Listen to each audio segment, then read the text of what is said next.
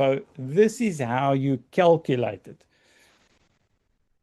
You need to know what the wind speed is and how often the wind is at that speed in that area.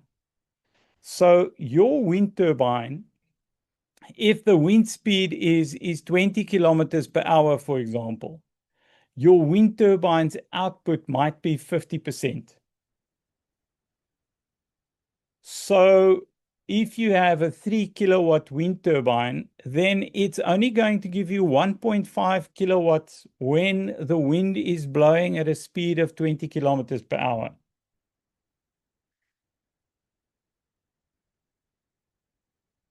In the area where the wind turbine is being installed, you need to have a clear idea of what the wind patterns are. And the only way to have that is to fit a weather station where you can get access to the information.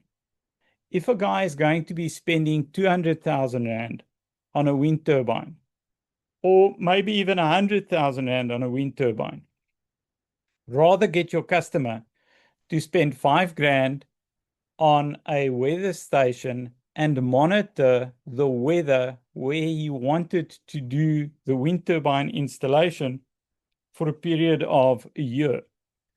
And then you'd be able to look at the wind patterns and you'd be able to say, okay, cool.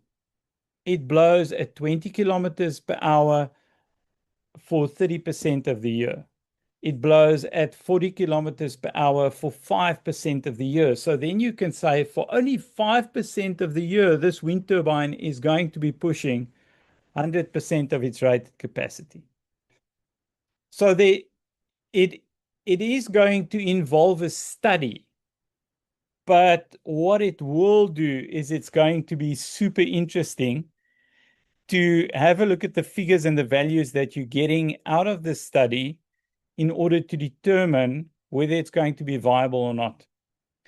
Guys, if you don't know how to do this, and if you are interested in doing it, it might be valuable for AREP to have a couple of discussions around the topic of wind turbines throughout the course of the year and look at statistics and data to kind of inform the industry of what the trends are